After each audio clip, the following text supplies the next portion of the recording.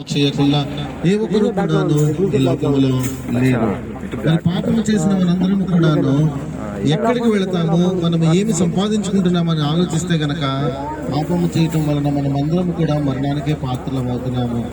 ఈ విధంగా మనము బలహీనతల చేత ఈడబడి కొట్టబడి నరకానికి పాత్రలం అవుతున్నటువంటి మనలను విడిపించగలిగినటువంటి వారు ఎవరున్నారా అని చెప్పి మానవులందరూ కూడా వెతుకుతున్నారు. ప్రతి ఒక్కరూ కూడా ప్రయత్నిస్తున్నారు. ఏ విధం చేతనైనా సరే దేవుని వద్దకు వెళదామా అని, ఏ విధం చేతనైనా సరే ఈ లోకం తర్వాత మనకు లోకంలోనికి వెళదామా అని చేస్తున్నటువంటి ప్రతి ప్రయత్నం కూడా వ్యర్థమైపోతా ఉంది. ఒక సత్యాన్ని ఈ రోజున మీరు గ్రహించండి, ఒక శుభవార్తను మీరు ఈ రోజున తెలుసుకోండి. ప్రభు అయిన యేసుక్రీస్తు ఈ లోకంలోనికి శరీరధారిగా వచ్చాడు. అందరూ కూడా అనుకుంటా ఉంటారు దేవుడిని దగ్గరికి వెళ్ళడానికి మనము ఎన్నైనా సరే పూజలు చేయొచ్చు, లేకపోతే మనము ఏమైనా సత్కార్యాలు చేసి దేవుని వద్ద చేరుతాం అనుకుంటారు. గమనించాల్సిన విషయం ఏంటంటే మన పాపములు ఏ విధము చేత కూడాను క్షమింపబడవు. యేసుక్రీస్తు నీ కొరకు నా కొరకు ఈ లోకంలో శరీరధారిగా వచ్చి శిలువ పైన మరణించి తన అమూల్యమైనటువంటి రక్తాన్ని చెందించాడు. ఎవరైతే ఆ రక్తమునందు విశ్వాసం ఉంచుతారో వారు పాప క్షమాపణ పొందుతారు. మీ పాపములు క్షమింపబడతాయని మనం అనుకుంటున్నాం. ఏదైనా సత్క్రియలు చేయటం వలన, ఏదైనా మంచి పనులు చేయటం వలన నా పాపాలు నేను కడిగేసుకుంటున్నాను అనుకుంటున్నాం. అది సాధ్యం కాదు ప్రియులారా. గమనించండి, యేసుక్రీస్తునందు విశ్వాసం ఉంచడం ద్వారానే మనకు నిత్య జీవం అని మనం గమనించాలి. ప్రభువైన యేసుక్రీస్తు ఈ లోకంలోనికి వచ్చాడు. ఈ క్రిస్మస్ దినాన మరి మనందరినీ కూడా దర్శించాడు.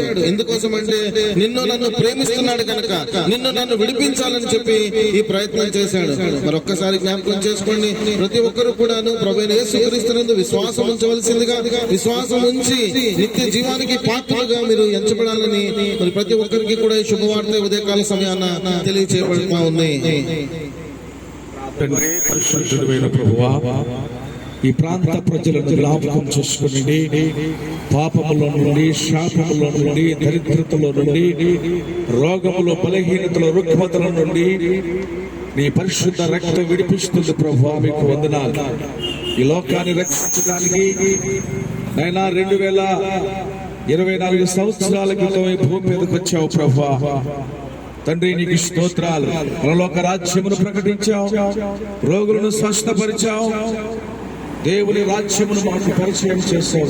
నేనే మార్గమును, సత్యమును, జీవమునై ఉన్నానని తెలియజేశావు. దేవా, మీకు వందనాలు, స్తోత్రాలు చెల్లిస్తున్నాను. ఈ ప్రాంత ప్రజలందరూ కూడా నీ వెలుగు చూచినట్లు సహాయం చేయి. నీలో జీవమున్నది నాయన, ఆ జీవము మనుషులకు వెలుగై ఉందని ఈ లేఖనంలో రాయబడింది. ఆ వెలుగును చూచినట్లు ప్రతి వారి మనోనేత్రములు తెరవమని ప్రార్థిస్తున్నా. వెలుగై ఉన్నావు, నీకు స్తోత్రాలు.